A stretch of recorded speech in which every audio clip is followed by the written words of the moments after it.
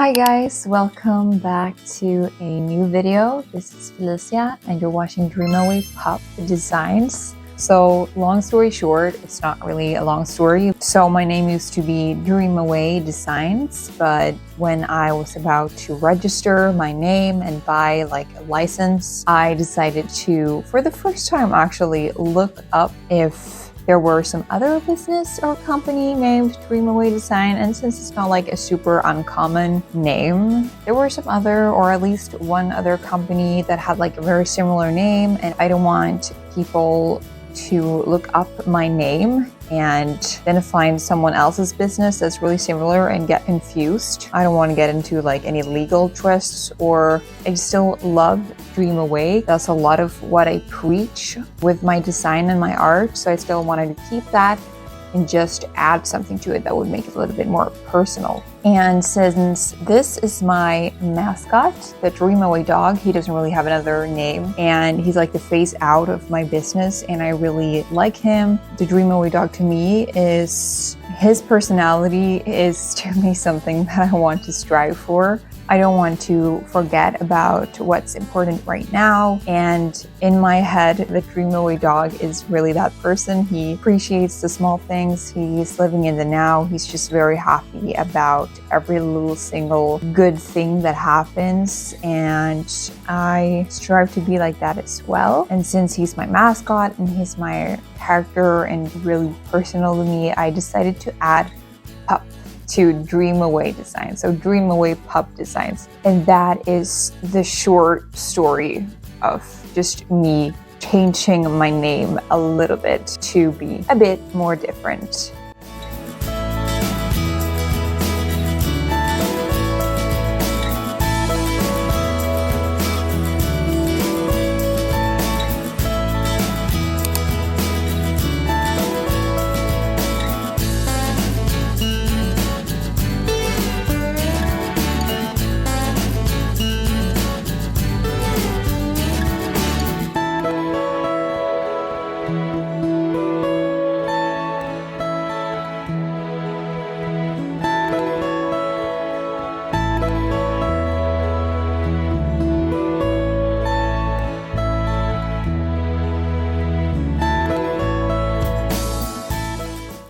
Nej. Oh my god!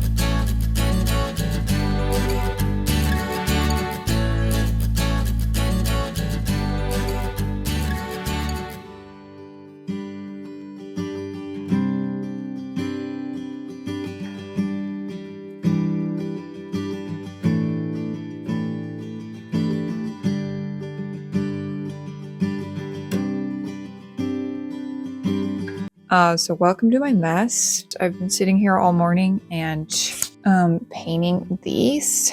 So these are for the Christmas market, as we all know by now. If you haven't seen my latest video, I'm preparing a whole lot right now. I'm sculpting, painting, just buying a lot of materials and planning and trying my best to do my best. I'm really excited. I'm making these a little bit bigger figures in air dry clay, and it's like a little sleepy reindeer. He doesn't have any horns yet, since I'm actually sculpting the horns in polymer clay, since that's a lot like sturdier. Like air dry clay is not great for sculpting super delicate parts. I'm gonna sculpt horns for him in polymer clay and glue them on, like probably somewhere here, like sticking out from his hat, I think.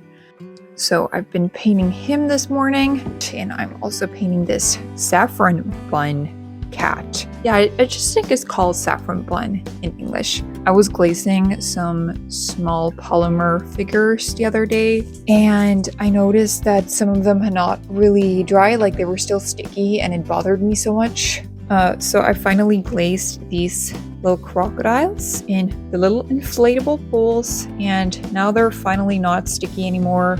So let's see if the other one's all right. Yeah, this one does not feel sticky either. I have these two that are pretty identical. I tried making them pretty identical. I don't know why I didn't put them in the UV light right after I felt like they were sticky. I put them in the window for them to like get some sunlight to dry further in the sun, but there is no sun in Sweden. After a couple of days in the window, I realized that I probably have to put them back in the UV light because the sun is not doing its thing here. So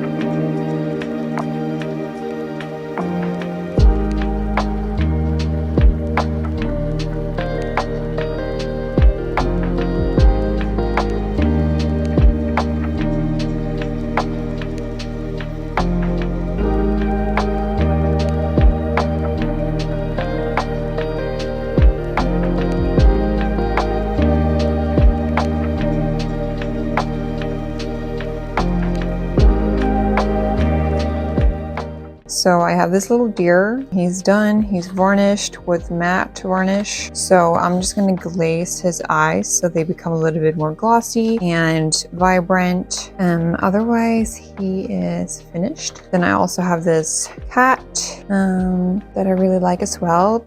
Good morning, you guys. I am going to have a really excited day today since I am meeting up with a friend and we're both participating in our school's Christmas design market this year. So last year we shared a table, and this year we will have 2 separate tables for more space, and I bet we could still place our tables beside each other so we can sit there and chat. And we're meeting up today to just like take a coffee, shop for some things that we need for the market, like both like materials to keep creating since we still have another week to prepare, and we both also need more props for our tables and our setups. So that's what we're looking for today. And we're also going home to my friend afterwards to just like craft together, and I am bringing my little box with polymer clay, some tools, and like jewelry stuff because I want to make some more earrings. Yeah, so I'm just really excited to have like a creating day today, and just see my friend and prep for the market.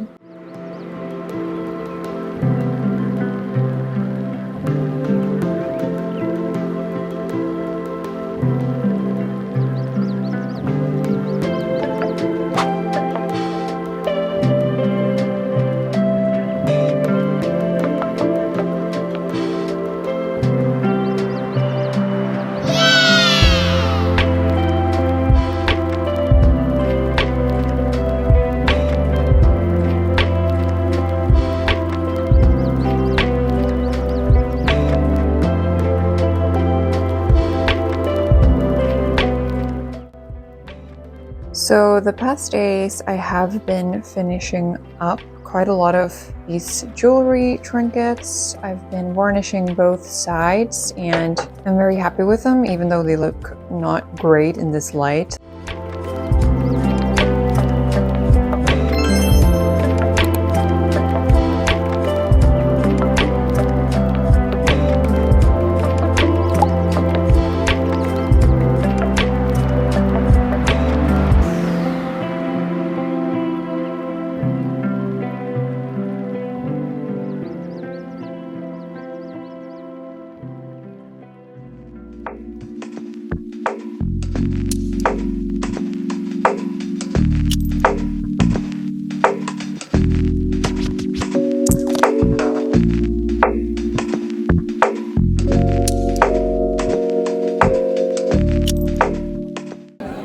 My man.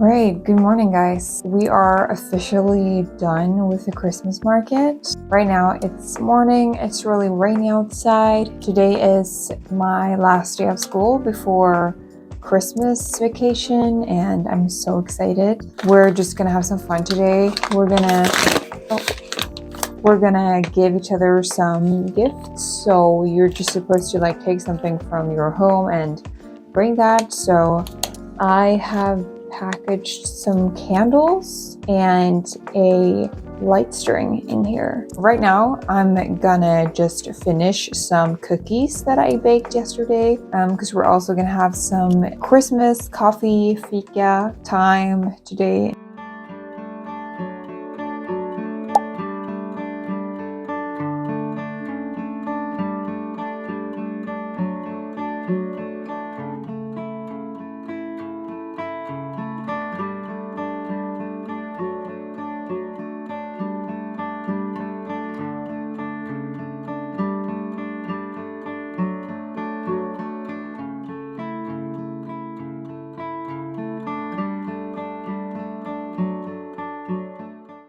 I'm so sorry if the reflection from the TV is annoying, but I'm sitting by my window again because it is so dark and rainy and you literally can't see anything outside because it's so gloomy. Like, what is this weather? It's supposed to be Christmas. It's supposed to be snow. All right.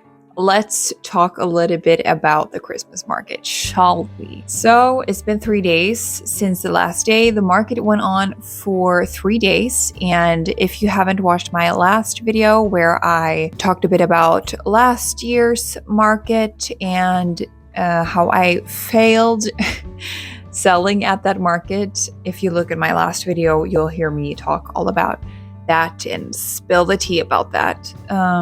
Now I will just focus on this year's market. So I am studying at a design school, and every year they do a Christmas market so that all the students at the design school that wants to participate can participate and sell their design, whatever they do. I applied this year again since I kind of wanted to do like a comeback. I wanted to try again. I didn't want to give up. I still wanted to give it another shot, and I wasn't even planning on selling the same things that I sold last year. So last year I sold illustration and like stickers and more like graphic illustration stuff. I wanted to sell my clay stuff, or at least try selling my clay stuff and see if people are even interested in what I'm doing, if they like my aesthetic. You know, I saw this year's market as an opportunity for me as a designer and a small artist business owner to evolve and try to just find my people, and if my people were there. I just basically wanted to see if what I was doing made sense and if people thought that it was interesting, or if there was just no interest or response at all, and in that case how I would evolve from that and how I would have to like change things up, how I would change things in my business essentially. But I have to say that I'm really happy with how this year went. I'm just really grateful and pleasantly surprised with the response I got, and I couldn't have wished for more. My brother that lives in another city actually traveled here to help me on the market, which I'm so thankful for. Like, I honestly don't think that things would have turned out so great if he wasn't here. He helped me price a lot of things. He helped me transport bags and the suitcase and all the things that I packed. Yeah, just it was great. I'm so thankful to him. On Friday, which was the first day, we got there, we set up the table, and immediately I was like, oh my god, this table is so big and I feel like I don't have enough stuff. I should have made more trinkets, and I was just like, you know what, let's work with what we got. And it worked fine. Like, it wasn't like it was super empty. Obviously, yeah, it could have been more stacked, but I brought what I had and I tried to fill out the table as good as I could. So I was selling earrings. I'm wearing these cookies and milk, or cookies and cream earrings today. A lot of keychains, obviously, because I have a lot of keychains. And then I had my big figures that I made in air dry clay. which were obviously Christmas themed. And I also had jewelry trinkets, also made in air dry clay. As I said, my brother helped me price them, so we kind of had different prices on everything. So like some things were lower, some things were higher. We just came to the conclusion that it was probably good to have like kind of a, not super wide, but like some kind of price range. So we definitely made most money during Friday, since I think it was because the table was like kind of filled and I had all the different stuff and it looked nice. And I don't know if that was truth, but that's what I think. It was also like a lot of people on Friday. Actually, Saturday was the most busy day, where there were like constant flow of people. It was actually really long days. We were sitting at the market from about 10 to 8 p.m. So like we arrived at 10, but the market opened at 11. Sunday went okay as well.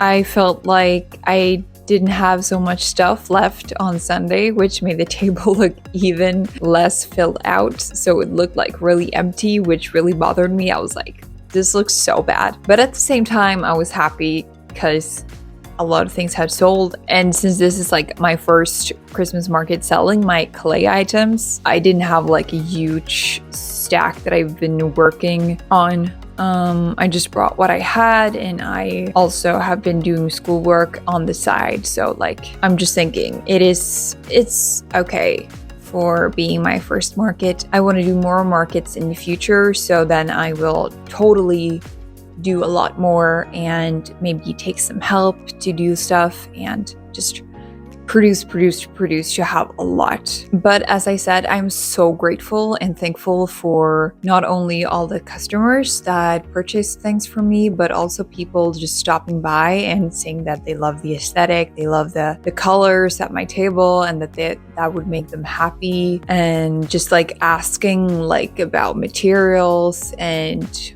thought processes and just showing interest in my art. Like, it makes me so happy that people right now, wherever they are, wherever they live, have my keychains on their backpacks or their trinkets on their nightstands. That's just crazy to me. You could actually do something for someone else. It might not be saving the world, but it might be bringing them a little bit of happiness through your art. That's just so nice to me. The day the market started, I was like, oh my god, I made this YouTube video about how last year was a total failure. And what if this year is also a total failure? What will I say? I'm gonna be so disappointed.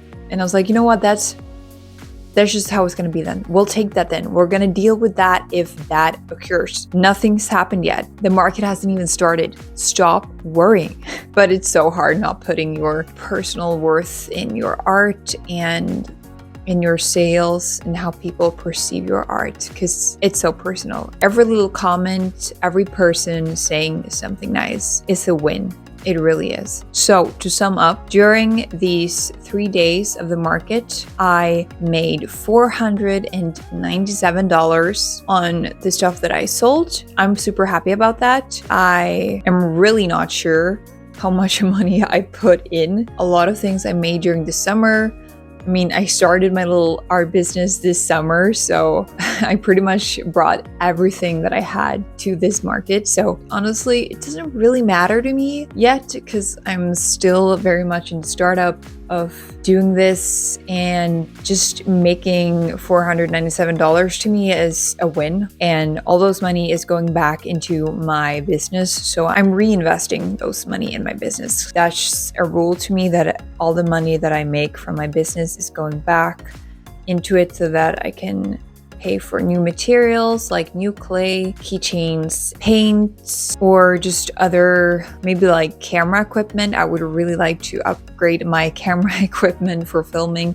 Also, I have really been thinking about how to progress with my Etsy shop lately. As you may or may not know, I made a video where I made my first sale on Etsy like a day after starting up my Etsy shop. I was so excited. I was like, oh my god, I only just started my Etsy shop and it's been 1 day and I already got a sale. Fast forward, it's been months. It's been quite some months. And I haven't received any more sales after that one first sale. I'm gonna be honest. I haven't put like super much effort into putting in new listings or upgrading my shop in any way. Like honestly, I just put in like 5 listings and let them be there and hope for the best. And maybe that's not like a great strategy. After just like reading about other people's experience and how Etsy has changed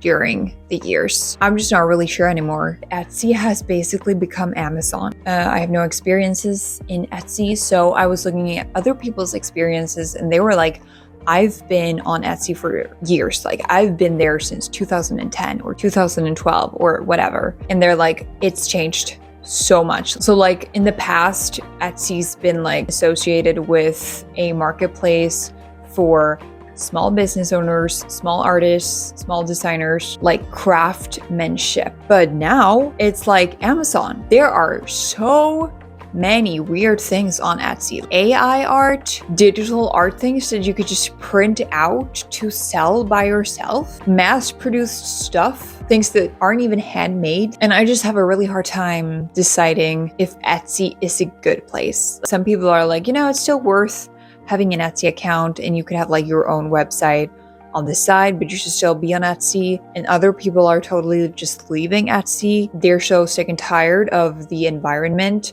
the competition, all the fees, all the sneaky ways Etsy's trying to get money from you. I am living in Sweden, so I have like the local pricing and the global pricing, or whatever that's called. Locally, it has one price because it doesn't cost as much shipping to places in Sweden as it would globally. So globally, I have a higher price. When this person that was living in the US purchased my s'mores dog, they paid the local price. And I was like, how is that possible? Like they live in the US, shouldn't the price that appeared to them be the global price? The person had paid me the local price for my product. And I was like, okay, I don't really know what to do about that. That's really weird. Like what's wrong? I went in and tried to find out if I had put the wrong price. Like if I had put the local price on the global price as well. And I was like, I can't find any error. But I was like, you know what? It was like not that much of a difference in the price. So I was like, it's not like a huge deal. I'm just gonna let that pass. But I learned today that that's an error that